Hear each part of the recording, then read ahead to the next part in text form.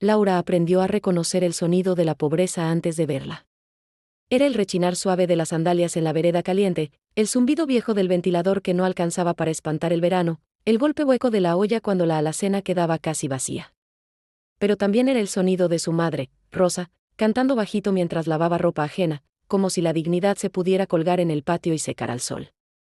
Laura tenía 29 y un cansancio que no correspondía a su edad.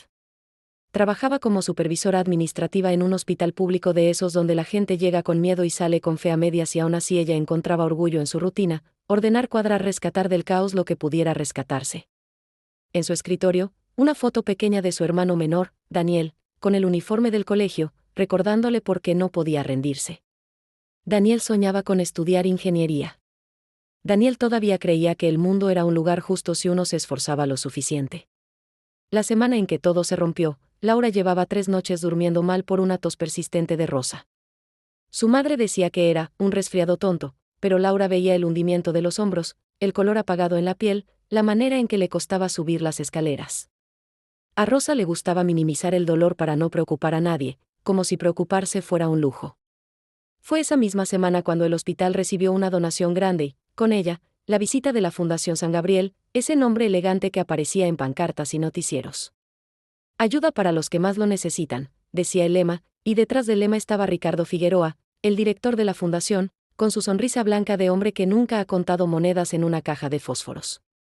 Ricardo llegó con cámaras, con trajes oscuros y manos suaves, y con Valentina a su lado, su esposa, impecable, luminosa, con ese brillo de quien vive rodeada de aire acondicionado y certezas. Laura los recibió por protocolo, los guió por pasillos que olían a cloro y cansancio, y por un instante sintió vergüenza de la precariedad, como si fuera su culpa que el techo del área de espera tuviera manchas de humedad. «Felicitaciones por mantener esto funcionando», le dijo Ricardo mientras caminaban. «No es fácil». Laura no supo si lo decía en serio o si era una frase aprendida. Contestó lo correcto, lo profesional. Sonrió lo justo. Valentina la miró con una curiosidad amable, casi íntima, como si intentara adivinar la historia detrás de esa mujer de uniforme simple y ojos atentos. «Tú eres Laura, ¿verdad?», preguntó Valentina. «Me dijeron que eres la que sostiene el orden aquí». Laura sintió un pequeño calor en el pecho. No por orgullo, sino por el alivio de ser vista como algo más que un número. «Hago lo que puedo», respondió. Ricardo y Valentina se fueron dejando promesas de nuevos equipos, pero lo que dejaron en Laura fue otra cosa: la sensación incómoda de que la vida, de pronto, la estaba mirando. 2 días después, Laura recibió una llamada del banco. No era la llamada que uno quiere recibir. «Señora Laura Morales, le informamos que tiene un atraso en el pago de su crédito de consumo», dijo una voz neutra. Laura se quedó en silencio. Ella no tenía ningún crédito de consumo. «Debe ser un error», dijo, intentando mantener el tono firme. La voz le dictó cifras. Le habló de un contrato firmado, de una cuenta asociada, de una deuda que crecía como una sombra. Laura colgó con las manos frías. Revisó sus papeles. Buscó en su correo. Nada. Pero al día siguiente, al llegar al trabajo, le esperaban 2 personas en recursos humanos con caras tensas y una carpeta sobre la mesa. «Laura, tenemos que hablar», dijo la jefa de recursos humanos, una mujer que siempre había sido amable y ahora parecía incómoda. «Hay una denuncia anónima. Se investigó. Encontraron movimientos irregulares en los pagos a proveedores. Tu usuario aparece asociado a varios». Laura sintió que el aire se le iba. Como si le hubieran abierto una puerta debajo de los pies. «Eso es imposible. Yo no autorizo pagos, yo solo verifico facturas», dijo, y su propia voz le sonó lejana. La jefa deslizó documentos. Firmas digitales. Registros. Transacciones. «Mira, yo te conozco. Pero esto está en el sistema. Y la Contraloría ya pidió explicación. Por protocolo debemos suspenderte mientras se investiga». Laura quiso gritar, pero no gritó. Quiso llorar, pero no lloró. Sintió esa humillación silenciosa de que te miren como sospechosa antes de escucharte. En el pasillo, algunos compañeros bajaron la mirada. Otros miraron demasiado. Ella salió del hospital con una caja de cartón en los brazos, su foto de Daniel en la mano, y la sensación de que la ciudad le quedaba grande, hostil, demasiado ruidosa. Cuando llegó a casa, Rosa estaba sentada en la mesa con una taza de té que no había tocado. Tenía el rostro más pálido que nunca. «Mamá, me suspendieron», dijo Laura, tratando de sonar tranquila, como si fuera un trámite. Rosa levantó la mirada. Sus ojos estaban llenos de un miedo que Laura no le había visto desde que era niña. «Hija», susurró. «Tenemos un problema». Y entonces le mostró una carta de notificación. El arriendo estaba por terminarse, el dueño no renovaría y había una demanda por un supuesto pago falso que alguien había hecho en nombre de Rosa con una firma que se parecía demasiado. Laura sintió que todo encajaba como piezas de una trampa. Al día siguiente, Daniel llegó del colegio con el uniforme manchado de barro y la boca rota. «¿Qué te pasó?», preguntó Laura, y su voz salió más alta de lo que quería. Daniel dudó. Miró al suelo. Me dijeron, ladrón», murmuró. «Que tu mamá y tú roban en el hospital». Laura se quedó inmóvil. Era como si alguien hubiera tomado su nombre y lo hubiera convertido en basura. Esa noche, mientras Rosa dormía mal y tosía en sueños, Laura abrió su computador viejo y empezó a revisar cada detalle. Entró a la plataforma del hospital con una clave que aún funcionaba. Buscó rastros. Revisó registros. Y ahí lo vio, accesos desde su usuario a horas en que ella estaba durmiendo. Cambios mínimos, precisos. Como si alguien la conociera lo suficiente para replicarla. Pensó en la Fundación San Gabriel. Pensó en Ricardo. Pensó en esa visita con cámaras. Pensó en la forma en que Valentina la había mirado, como si quisiera recordarla. Y por primera vez, la idea de que no era una casualidad se transformó en una certeza amarga. A Laura le tomó 3 días conseguir que alguien la escuchara sin juzgarla. 3 días en los que la humillación se le metió en la piel como un olor que no se quita. 3 días en los que tuvo que caminar por la ciudad con la mirada clavada al suelo, sintiendo que cualquier persona podía reconocerla como la del escándalo. El 4.º día, una amiga del hospital, Andrea, aceptó verla en una cafetería pequeña lejos del centro. Andrea era de esas mujeres que hablan poco, pero cuando hablan dicen algo que vale. Llegó nerviosa, mirando alrededor, como si les fueran a tomar una foto. «No quiero que me relacionen contigo», soltó, y después se arrepintió al ver la cara de Laura. «Perdón. No es eso. Es que, esto está feo». Laura se mordió la lengua. Porque lo estaba. Y porque entendía el miedo. El miedo siempre se pega. «Solo dime la verdad», pidió Laura. «¿Qué dicen adentro?». Andrea bajó la voz. «Dicen que tú eras la que armaba las facturas falsas. Que tenías un contacto en una fundación, que la donación era una pantalla. Dicen». Tragó saliva. «Dicen que Ricardo Figueroa pidió una auditoría, por transparencia. Que él está indignado. Que se ofrece a ayudar al hospital a limpiarse». El café le supo a metal. Laura sintió una náusea lenta. «¿Ricardo?», repitió. Andrea asintió. «Y hay algo más», dijo, y miró su teléfono. «No debería, pero. Yo vi un correo. Se filtró por error en el grupo de supervisión. Hablaba de Laura Morales, objetivo cumplido. No tenía firma, pero venía de un correo interno del área de sistemas». Laura sintió que el mundo se inclinaba. Sistemas. Accesos. Horas de madrugada. Era como si todo apuntara a un mismo lugar, pero el lugar era un laberinto. Esa noche, Laura fue al hospital sin autorización. No entró por la puerta principal. Conocía a un guardia viejo que le debía favores y que todavía la veía como la Laura de siempre. Le dejó pasar con un gesto cansado. «Solo 10 minutos, hija». «No me metas en problemas», murmuró. Laura caminó por los pasillos como si fueran territorio enemigo. Llegó al área de servidores, donde siempre estaba Andrés, el técnico de sistemas, un hombre de 30 y tantos, cara de sueño eterno, manos rápidas. Laura y Andrés habían coincidido muchas veces solucionando errores de planillas y bloqueos de cuentas. Él siempre había sido correcto, a veces sarcástico, pero humano. Andrés la vio entrar y su expresión cambió.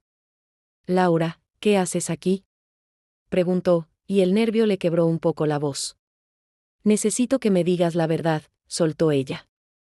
«Alguien entró con mi usuario. Alguien hizo cambios. Y alguien quiere enterrarme». «¿Fuiste tú?». La pregunta quedó flotando como un golpe. Andrés tragó saliva. Se frotó la frente. No, dijo. No fui yo. Pero sé quién puede haberlo hecho. Laura sintió una mezcla de alivio y terror. Dímelo. Andrés miró hacia la puerta, como si esperara que alguien entrara. Hace meses, contrataron a un consultor externo para modernizar la seguridad. Vino recomendado por la Fundación San Gabriel. Se llama Esteban Duarte. Tiene acceso a todo. Y Andrés bajó la voz, y se hizo amigo de la jefa de finanzas.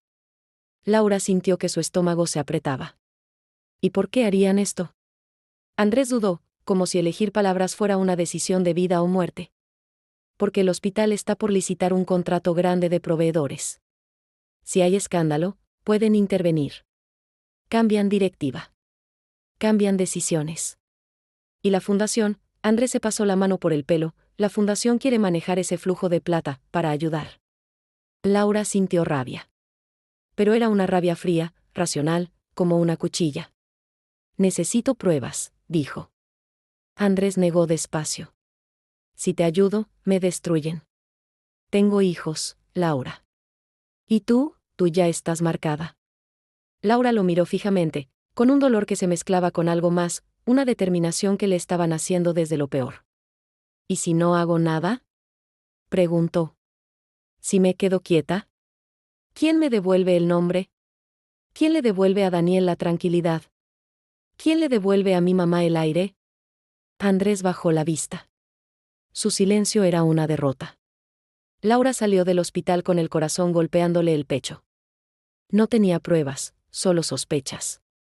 Y en la vida real, las sospechas no te limpian. Las sospechas te hunden. Al día siguiente, recibió un correo de citación. La llamaban a declarar ante una comisión interna. La palabra, fraude, estaba escrita en negrita. Rosa empeoró. La tos se convirtió en ahogo. Laura llevó a su madre al mismo hospital donde había trabajado, y el médico de guardia la miró con lástima, como si ya supiera la historia. Necesita exámenes urgentes, dijo. Pero su previsión no cubre todo. Laura contó monedas en la palma de su mano, sintiendo que cada moneda era un pedazo de dignidad arrancado. Esa noche, Daniel se acercó a ella con una carta en el bolsillo. Me llegó esto del colegio, dijo. Laura abrió el sobre. Era una notificación, por conducta inapropiada de apoderado, y situación legal en curso, Daniel sería suspendido temporalmente mientras evaluaba su permanencia. Laura sintió que se le quebraba algo adentro. No era el orgullo. Era el alma. Se quedó sentada en la cama, con la carta en las manos, y entendió algo que le dio más miedo que la misma acusación: no querían solo despedirla. Querían borrarla. Querían que ella se sintiera tan pequeña, tan avergonzada, tan sola, que no tuviera fuerzas para pelear. Y entonces, por primera vez, Laura pensó en Valentina. No en Ricardo. En Valentina. Esa mirada que había tenido el día de la visita. Ese gesto de humanidad que parecía real. Laura no sabía por qué, pero intuía que en esa casa elegante podía haber una grieta. Y las grietas, si uno sabe, dejan entrar la verdad. Laura consiguió el número de Valentina de la manera más triste, preguntándole a alguien que conocía a alguien que había trabajado para la fundación como anfitriona de eventos. Fue una cadena de favores, miradas raras y silencios. Al final, una tarde, Laura se encontró caminando frente a un edificio de vidrio en una zona alta de la ciudad, sintiéndose como una intrusa en un mundo que no era suyo. No subió a pedir audiencia. No tenía ese poder. En cambio, esperó afuera, cerca de la entrada, con el corazón acelerado y la garganta seca. Cuando vio salir a Valentina, la reconoció al instante, el mismo porte, la misma elegancia, pero esa tarde había algo distinto en su rostro, una tensión en la mandíbula, como si cargara algo invisible. Laura se acercó, temblándole las manos. Valentina, dijo, sin saber si la voz le saldría. Valentina se detuvo. La miró. El gesto amable se apagó, pero no se convirtió en desprecio, se convirtió en alerta. Laura, ¿qué haces aquí? Laura tragó saliva. Vio pasar un auto lujoso, sintió el peso de los guardias mirando. Necesito hablar contigo. 5 minutos. Por favor. Valentina dudó, Miró alrededor. Y esa duda, en sí misma, fue un sí. Entraron a una cafetería dentro del edificio. Todo olía a café caro y calma falsa. Laura se sentó al borde de la silla, como si en cualquier momento la fueran a echar. Valentina sostuvo su cartera como un escudo. Lo que está pasando, empezó Laura, y la voz se le quebró un poco. Me acusaron de fraude. Mi madre está enferma. Mi hermano está siendo expulsado. Y, yo creo que Ricardo está detrás. Valentina parpadeó, como si la frase golpeara un lugar que ya dolía. Eso es una locura, dijo, pero sonó más a deseo que a certeza. Laura sacó los papeles que había impreso, registros de accesos, notificaciones, la carta del colegio. No eran pruebas contra Ricardo, pero eran la historia completa de la caída. Yo no te pido que me creas por lástima, dijo. Te pido que me creas porque yo vi tu cara ese día. Vi que tú sí mirabas. Y yo ya no tengo a quien más mirar. Valentina bajó la vista a los documentos. Sus manos temblaron apenas, un temblor mínimo, de mujer que está a punto de aceptar algo que no quiere aceptar. Ricardo no haría algo así, susurró, y después respiró hondo. Aunque, últimamente. Se quedó callada. Laura sintió que el silencio tenía un olor, el olor de un secreto. ¿Últimamente qué? Preguntó. Valentina apretó los labios. He encontrado cosas. Mensajes. Transferencias. Ricardo dice que son movimientos estratégicos. Que yo no entiendo. Se tocó el anillo como si le quemara.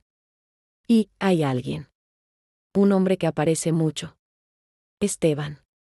Lo llaman para todo. Laura sintió un escalofrío. Esteban Duarte. El nombre que Andrés había dicho. Valentina, por favor, necesito que me ayudes. Solo necesito una cosa, acceso a algo que demuestre quién mueve los hilos. Valentina levantó la mirada. En sus ojos había miedo. No a Laura. A su propia casa. Si Ricardo se entera que hablé contigo, me destruye, dijo con una honestidad que dolía. Él no grita. No golpea. Pero te quita el suelo. Te hace sentir culpable por respirar. Laura sintió una punzada de empatía. Porque conocía ese tipo de violencia. La violencia elegante. Ya me quitó el suelo, dijo. A mí me lo quitó sin conocerme. Imagínate lo que puede hacerte a ti si un día decides dejar de obedecer. Valentina cerró los ojos un instante, como si esa frase le abriera una puerta que llevaba años evitando. Dame tu teléfono, pidió. Laura se lo entregó con manos temblorosas. Valentina escribió un número, un contacto sin nombre. Ese es el número de mi chofer. Es leal a mí, no a Ricardo. Mañana, a las 7, te va a dejar una carpeta en un casillero de la estación central. No me preguntes cómo. No me preguntes de dónde. Solo, su voz se quebró, solo desaparece después de eso. Laura sintió que el pecho se le llenaba de algo parecido a esperanza, pero la esperanza también puede ser un arma que te hiere. Gracias, susurró. Valentina la miró con una mezcla de culpa y valentía. No me agradezcas todavía. Si hago esto, es porque ya no puedo seguir fingiendo que mi vida es perfecta. Al día siguiente, Laura fue a la estación central con una gorra y una chaqueta grande, como si fuera una delincuente. Le dolió tener que esconderse cuando ella era inocente. Pero aprendió rápido que la inocencia no protege. Encontró el casillero. Una carpeta manila, pesada, con el sello de la Fundación San Gabriel. Dentro había impresiones de correos, contratos, transferencias a empresas fantasma. Y una cosa que le heló la sangre, un documento con un listado de objetivos para desviar la atención durante la licitación, con nombres. Entre ellos, el suyo. Laura Morales. Perfil, vulnerable, carga familiar, fácil de presionar. Laura se apoyó en la pared, sintiendo náuseas. Ella no era una persona. Era una estrategia. Pero también había algo más, un correo donde Esteban Duarte confirmaba accesos a sistemas del hospital y adjuntaba capturas del panel de usuarios. Había una línea que decía, como si fuera nada, he usado la cuenta de L. Morales. No deja rastros directos. Listo para fase 2. Laura sintió una furia tan intensa que la calmó. La convirtió en hielo. Volvió a casa, y al entrar vio a Rosa sentada en el sillón, con una manta, respirando con dificultad. Daniel estaba a su lado, sosteniéndole la mano como un adulto chiquito. ¿Cómo te fue?, preguntó Daniel, con voz baja. Laura lo miró. Y en ese instante entendió que no podía permitirse fallar. Que su venganza no era solo orgullo. Era supervivencia. Era justicia para quienes no tenían voz. Esa noche, Laura llamó a Andrés. Tengo pruebas, dijo cuando él contestó, soñoliento. Necesito que me ayudes a validarlas. Si no, esto se pierde. Hubo un silencio largo. Andrés respiró fuerte. ¿De dónde las sacaste? No importa, respondió Laura. Importa que si no hacemos algo, mañana van a usar a otro. Y luego a otro. Y tú vas a ser el próximo, Andrés. Porque cuando terminan con nosotros, siempre buscan más. Andrés no respondió de inmediato. Luego, con un suspiro que sonó como una rendición, dijo, ven a mi casa. Ahora. Y trae todo. Laura tomó la carpeta como si fuera un corazón ajeno y salió a la noche. Sentía miedo, sí. Pero por primera vez desde que empezó todo, sentía dirección. En la casa de Andrés, revisaron cada documento. Andrés confirmó que los correos tenían metadatos reales. Confirmó que Esteban había entrado a los sistemas. Confirmó que la cuenta de Laura había sido usada como máscara. Esto es grande, murmuró Andrés. Y peligroso. Laura asintió. No quiero solo limpiar mi nombre, dijo, y su voz salió firme. Quiero que caigan. Que miren al piso como nos hicieron mirar a nosotros. Andrés la miró. En sus ojos había miedo, pero también respeto. Si haces esto, no hay vuelta atrás. Laura pensó en Daniel con la boca rota. Pensó en Rosa ahogándose en la noche. Pensó en su caja de cartón saliendo del hospital. Nunca hubo vuelta atrás, respondió. La comisión interna era en 2 días. Laura tenía un plan que no era perfecto, pero era real. Y en la vida, los planes perfectos solo existen para quienes tienen abogados caros. Andrés le consiguió una reunión con una periodista independiente, Camila Rojas, conocida por investigar corrupción sin pertenecer a ningún canal grande. Camila aceptó verlos en un departamento pequeño, con paredes llenas de recortes y una máquina de café que sonaba como motor viejo. Tenía la mirada de quien ha visto demasiadas mentiras como para impresionarse. Laura le entregó la carpeta. Camila la hojeó sin apuro, como si ya supiera que el diablo vive en los detalles. Esto no es solo un caso de hospital, dijo Camila. Esto es un sistema. Yo solo quiero que se sepa la verdad, respondió Laura, pero su voz traicionó algo más, quería que se sintiera. Que doliera. Camila levantó la vista. La verdad, para que sirva, tiene que ser entendible. Y tiene que tener un rostro. Laura tragó saliva. Yo soy ese rostro. Camila asintió con seriedad. Entonces prepárate. Te van a ensuciar más antes de que te limpies. Siempre pasa. Laura volvió a casa con el estómago cerrado. Rosa dormía mal. Daniel intentaba estudiar, pero cada tanto miraba el celular como si esperara otro golpe. Esa noche, el celular de Laura vibró. Un número desconocido. Contestó. Laura Morales, dijo una voz masculina, suave, con un tono tan educado que parecía amenaza. Soy Ricardo Figueroa. Laura sintió que la sangre se le helaba. ¿Qué quieres?, preguntó, y le sorprendió su propia calma. Ricardo soltó una risa breve.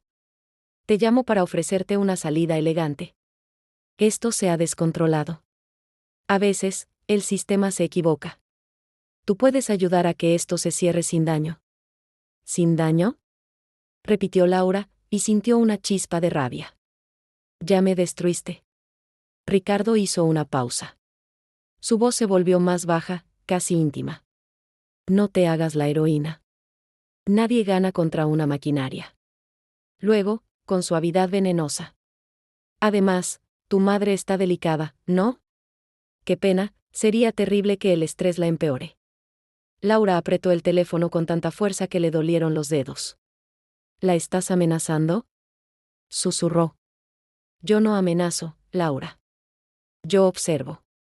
Ricardo respiró como quien está disfrutando. Escúchame, mañana te llega una oferta. Firmas una renuncia voluntaria. Aceptas una culpa administrativa, sin cárcel.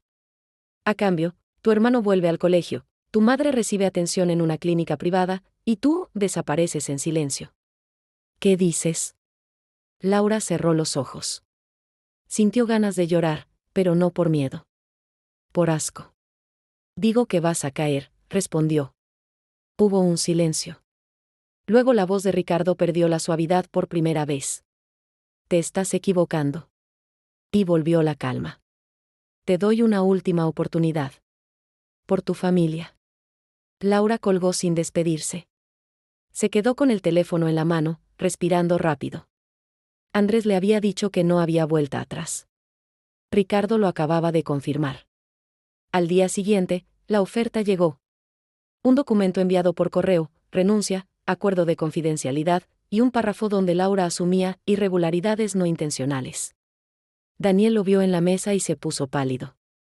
¿Vas a firmar?, preguntó, con un miedo infantil. Laura miró a su hermano. Lo vio como era, un niño obligándose a crecer en una semana. No, dijo. Y pase lo que pase, tú no me vas a ver bajar la cabeza. Ese mismo día, Camila publicó un primer adelanto en redes: Hospital Público, filtración revela manipulación de sistemas por consultor ligado a fundación privada. No decía nombres todavía, pero el fuego estaba prendido. La respuesta fue inmediata. Comentarios. Compartidos. Mensajes. Y, como siempre, también llegaron los ataques: cuentas falsas llamándola ladrona, memes con su foto, insultos que se acumulaban como piedras. A Laura le dolió leerlos, pero no se detuvo. Porque sabía algo que la gente no sabía: cuando te atacan así, es porque estás tocando algo. La noche antes de la comisión, Valentina llamó a Laura desde un número privado. Su voz temblaba. Ricardo sabe que fui yo, susurró. Encontró el casillero abierto en mi teléfono. Me siguió. Me gritó. Me dijo que si caía él, yo caía con él. Que iba a mostrar cosas mías. Laura sintió un nudo en el pecho. ¿Estás bien? ¿Dónde estás? En mi auto, estacionada, no puedo entrar a mi casa. No sé qué hacer. Tengo miedo. Laura cerró los ojos. Por primera vez, la venganza tuvo rostro humano del otro lado. Escúchame, dijo. Si te quedas sola, él te controla. Si vienes conmigo, al menos tenemos una oportunidad. Valentina soltó un sollozo. No tengo a nadie, Laura. Entonces ven, respondió Laura. Mi casa es pequeña, pero aquí nadie te va a callar. Una hora después, Valentina estaba en la puerta de Laura, con los ojos hinchados y una maleta que parecía demasiado grande para su vida elegante. Rosa la miró desde el sillón con una ternura inesperada. Pase, mijita, dijo Rosa, como si no importaran los apellidos. Valentina se quebró ahí mismo. Laura la sostuvo. En ese abrazo, Laura entendió que la justicia no era solo castigo. Era también rescatar. A la mañana siguiente, en la comisión interna, el salón estaba lleno. Directivos, abogados, gente de la Contraloría. Y, en la primera fila, Ricardo Figueroa con su traje impecable, mirando como si el lugar fuera suyo. Laura entró con Camila, con Andrés y con Valentina. Ver a Valentina ahí hizo que Ricardo endureciera la mandíbula por un segundo. Fue el primer gesto humano que Laura le vio, la sorpresa de que su control se rompía. Señora Laura Morales, dijo el presidente de la comisión. Está aquí para responder por irregularidades graves. Laura sintió que le temblaban las piernas, pero mantuvo la mirada en alto. Estoy aquí para mostrarles quién hizo las irregularidades, respondió. Hubo murmullo. Ricardo sonrió apenas, con arrogancia tranquila. Laura entregó las pruebas. Andrés explicó los accesos. Camila mostró los correos con metadatos. Valentina, con la voz quebrada pero firme, declaró que había visto transferencias, que había escuchado conversaciones, que había sido testigo de cómo Ricardo hablaba de usar a gente vulnerable. Ricardo se levantó con una calma de actor. Esto es un montaje, dijo. Mi esposa está emocionalmente inestable. Laura está desesperada. Y este técnico, miró a Andrés con desprecio, probablemente busca dinero. Todo esto es difamación. Valentina se puso de pie. Sus manos temblaban, pero su voz salió clara. Ricardo, por años te defendí porque tenía miedo. Pero ya no. Lo miró con una tristeza profunda. No eres un hombre bueno. Eres un hombre que aprendió a parecer bueno para robar sin ensuciarse las manos. Laura sintió que el salón se quedaba en silencio, como si el mundo contuviera el aire. Ricardo dio un paso hacia Valentina, con una furia contenida. Te vas a arrepentir. Laura se adelantó sin pensarlo. Ya nos arrepentimos de callarnos, dijo. Ahora te toca a ti. La comisión se suspendió por necesidad de revisión adicional, que era una manera elegante de decir que el edificio estaba temblando. Ese mismo día, la noticia explotó en redes con nombres y apellidos. Camila publicó la investigación completa.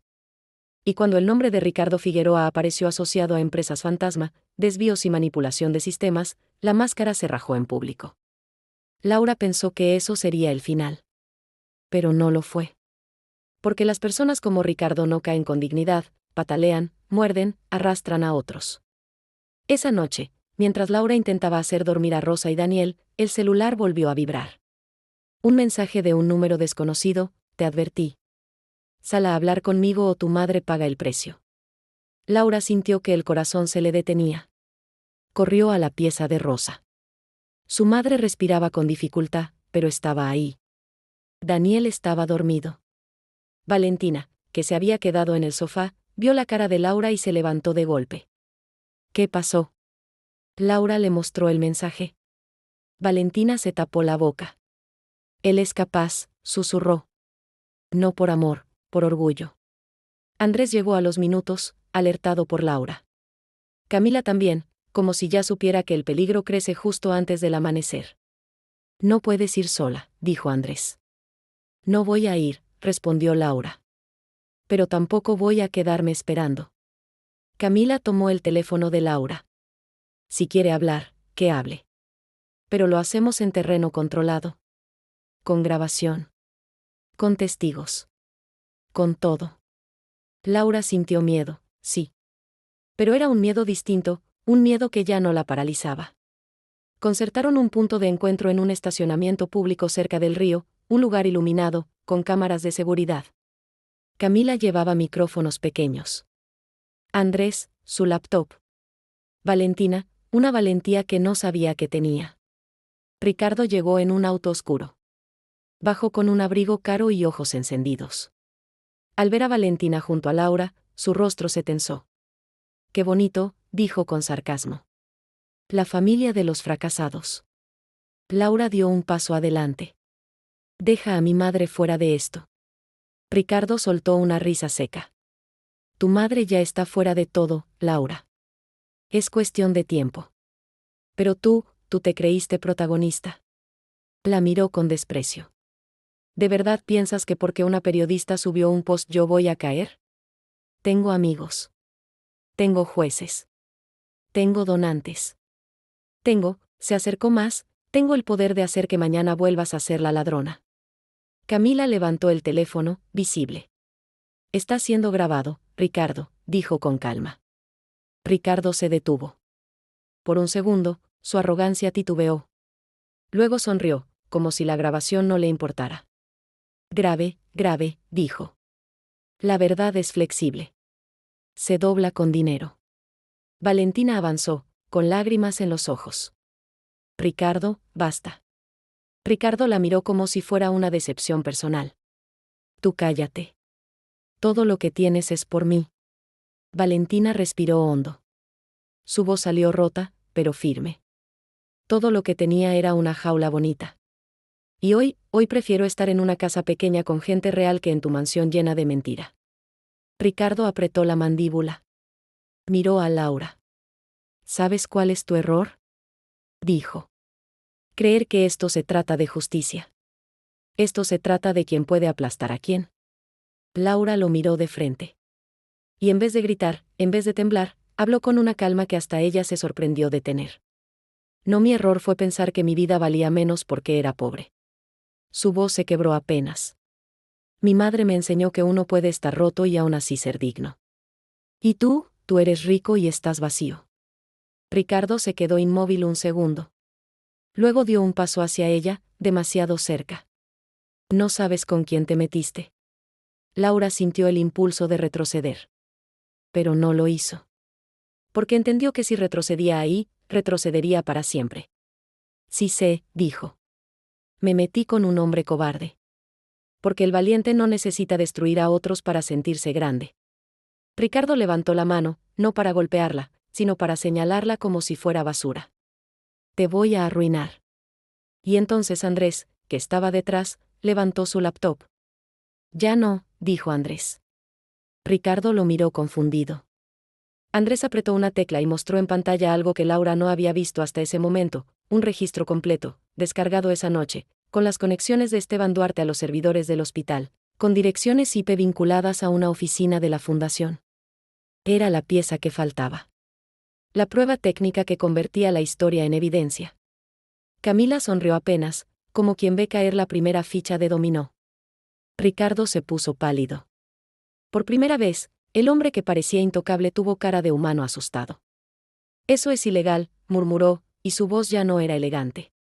Lo ilegal fue lo que ustedes hicieron, respondió Camila. Esto va directo a fiscalía. Ya está respaldado.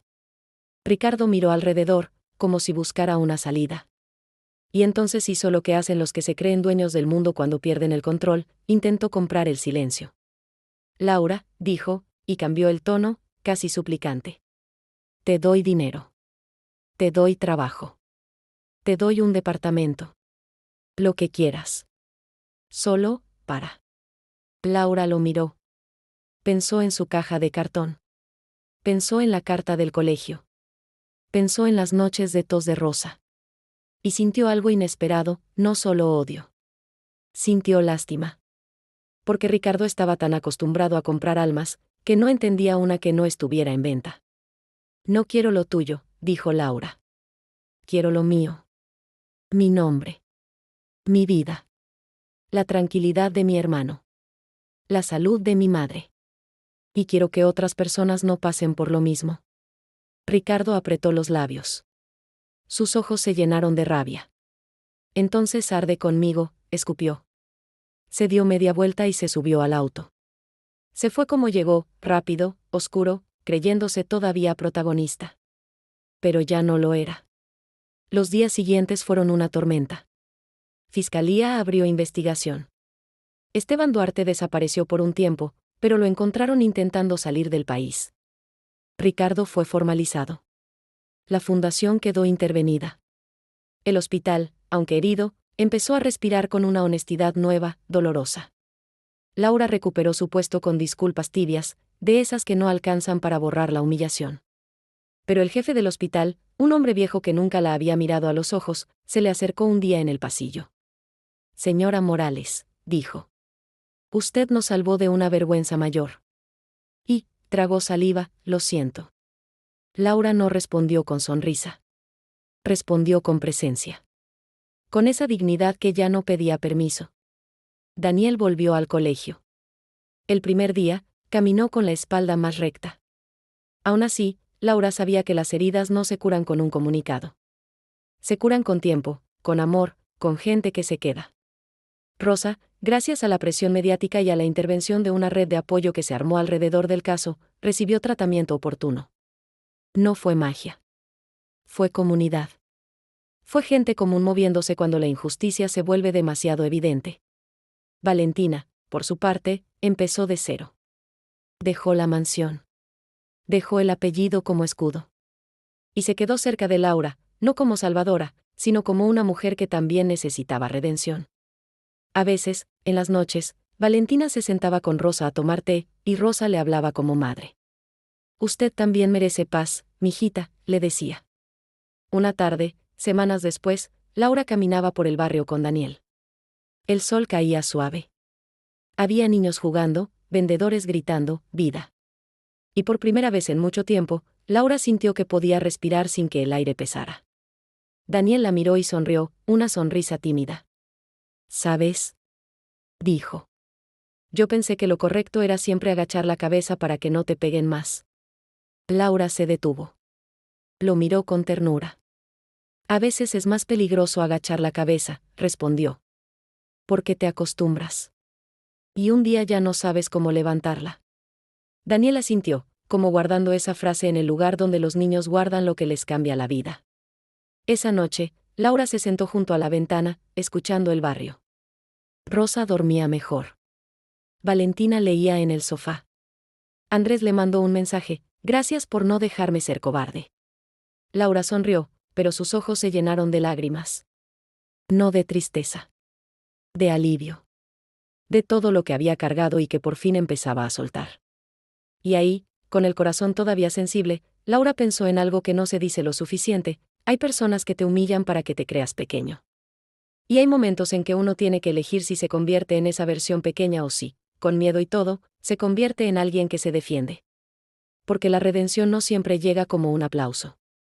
A veces llega como una decisión silenciosa, tomada cuando nadie te está mirando. Y si llegaste hasta aquí, quizás es porque tú también has sentido esa injusticia alguna vez, o porque conoces a alguien que la ha vivido.